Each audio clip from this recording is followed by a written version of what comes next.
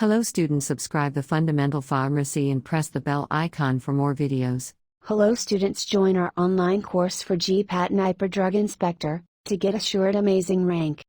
Hello my dear students, welcome to Fundamental Pharmacy. If you are preparing for GPAT Niper Drug Inspector Government Pharmacist exam, then this video is going to be very important, knowledge oriented and useful for your preparation.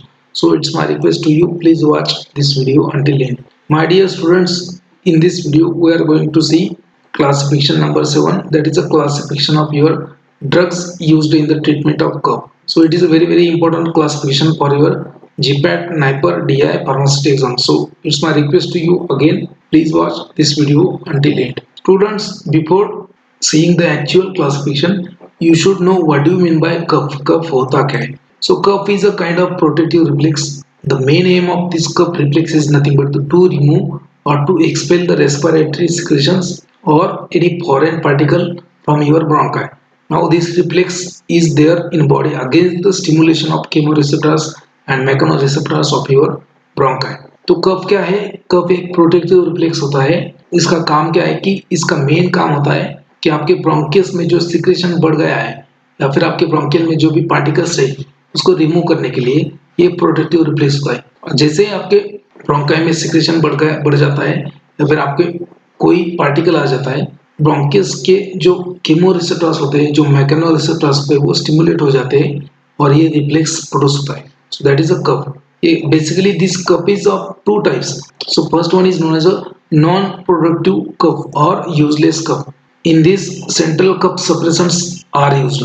Non-productive cup मतलब इसमें कोई mucus वगैरह नहीं रहता है, इसमें बलगम वगैरह नहीं रहता है. सो non-productive cup इसको बोलते हैं useless cup और इसको और एक है इसको बोलते हैं dry cup.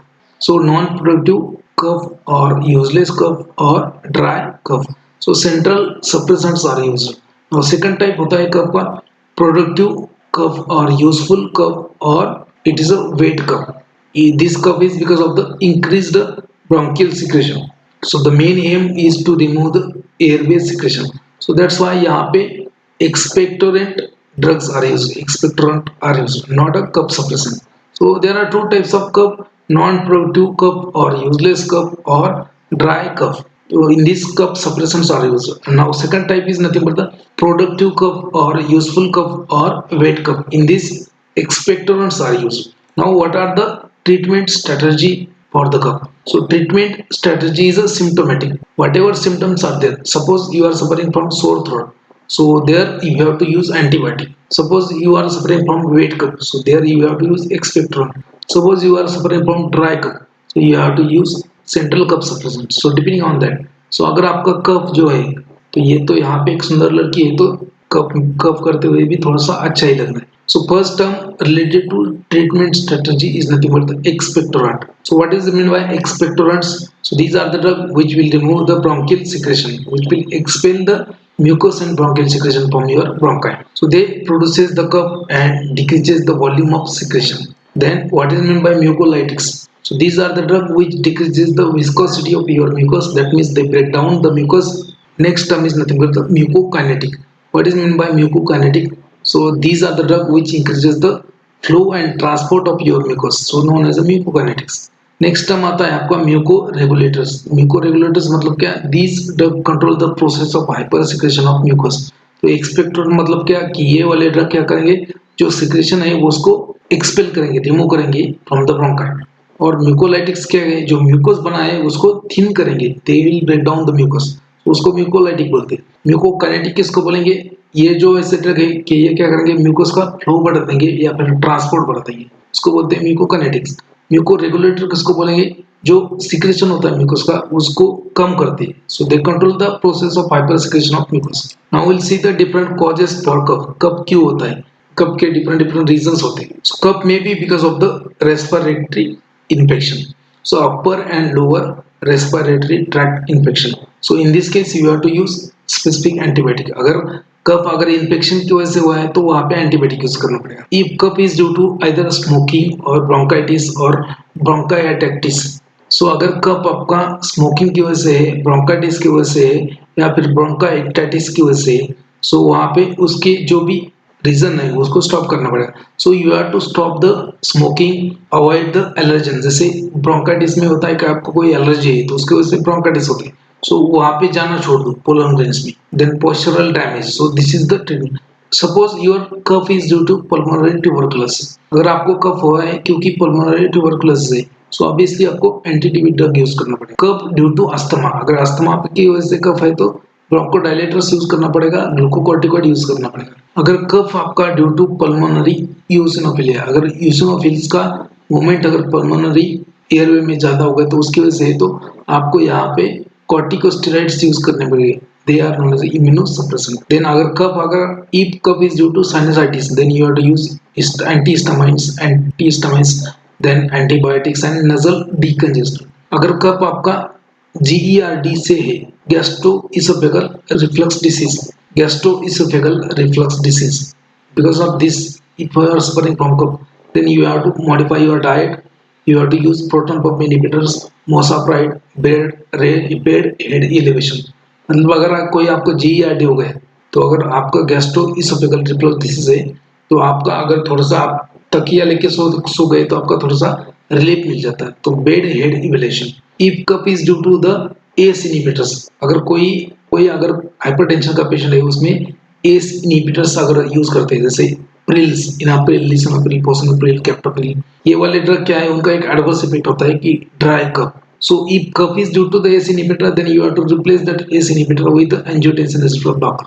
So these are the different reasons for cough. Cough के कारण डिफरेंट होते हैं, उसके अकॉर्डिंगली आपका ट्रीटमेंट होता है. Now classification of drug used in the treatment of cough. So drugs for cough. Basically, these drugs are classified into 4 classes. First class is nothing but the pharyngeal demulcent. तो पहला class होता है pharyngeal demulcent. Second class is nothing but the expectorant. Third class is nothing but the antitussive drugs or central cough suppressant. And fourth class is the adjuvant antitussives. तो देखो कफ जो होता है कफ के लिए different classes of drugs use करते हैं. First होता है आपका pharyngeal demulcent. ये क्या करेंगे pharyngeal demulcent, they will form a thin coat over your throat. Throat जो है उसके ऊपर एक थिन कोट करेंगे किसका, शुगर का, कैंडी का. तो इसमें ऑब्वियसली क्या हो गए lozenges, syrup, glycerine and liquorice.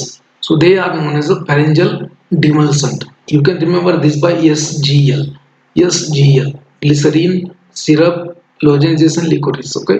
Then second class आता है आपका एक्सपेक्टोरेंट्स और म्यूकोकाइनेटिक ड्रग्स. एक्सपेक्टोरेंट मतलब ये जो सिक्रेशन है वो इसको निकाल देंगे ब्रोंकियस से.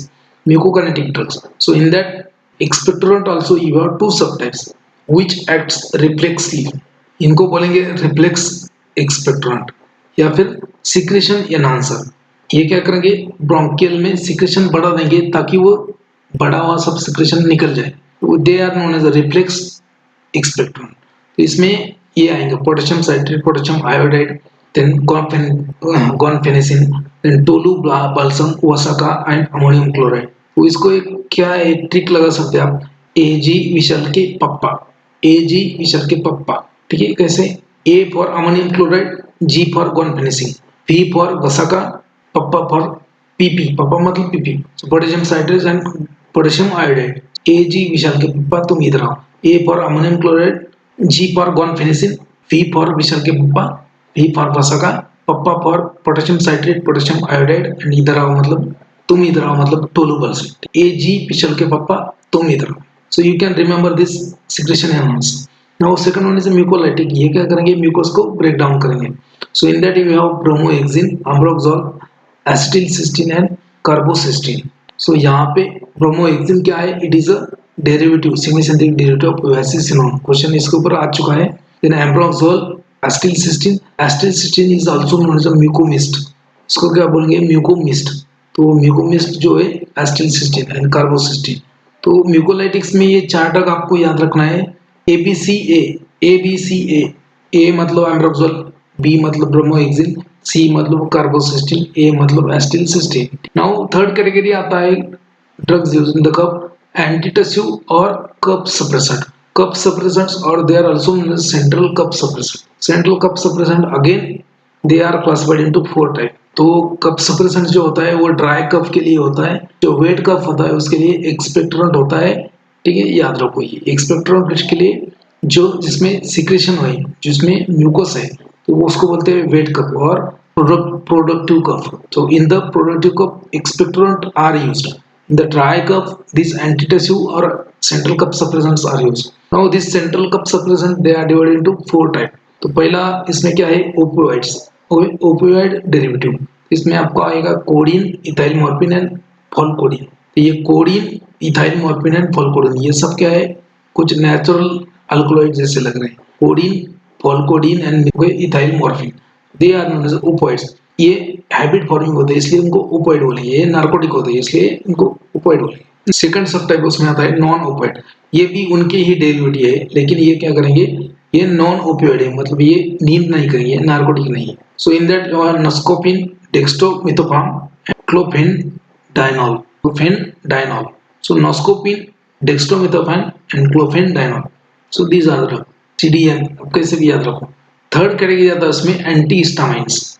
तो एंटी हिस्टामाइन ये क्या करेंगे, हिस्टामाइन रिसेप्टर को ब्लॉक करेंगे, H1 रिसेप्टर को ब्लॉक करेंगे और यहाँ पे इंफ्लेमेशन होने नहीं देंगे.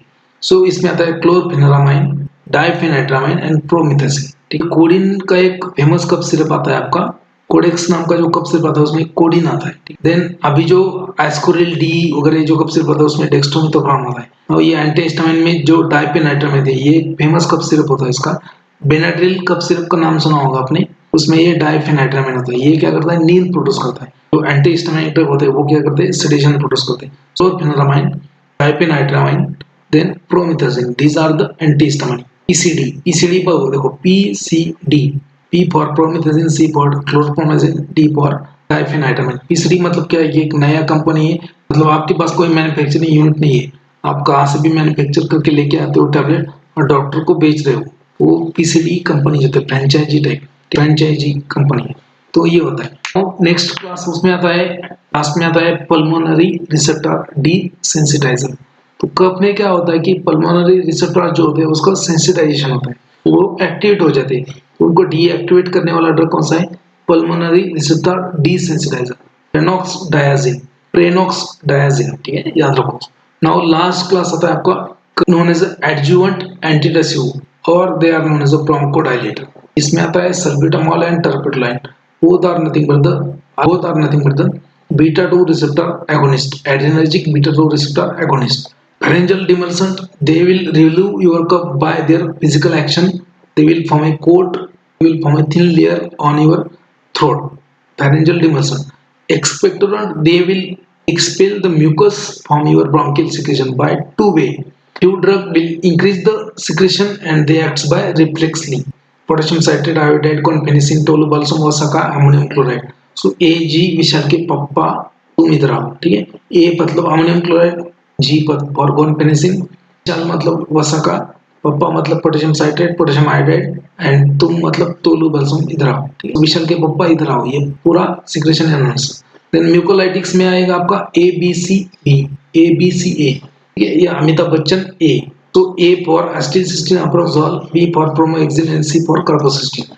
Antitussive में आपका there are 4 classes.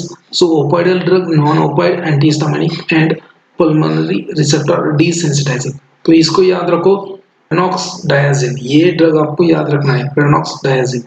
So pulmonary receptor desensitizer. बाकी तो आपको इजीली याद हो जाएंगे. लास्ट ड्रग आता है, लास्ट कैटेगरी आता है आपका एडजुवेंट और एंटीडेसिव और bronchodilator. So beta 2 agonist, adrenergic beta 2 agonist, salbutamol and terbutaline. You can order this magic bullet for GPAT, NIPER, DI pharmacy exam. Read 2-3 times before exam. Qualify 100% with very good rank in a short period. As you can see, we have very much promising results from past 5 years. You can also join our GPAT, NIPER 2024-25 online course. There you will have a live lecture, recorded lecture, study material and tests. Hello students, order the magic bullet for GPAT NIPER Drug Inspector. Read twice and qualify 100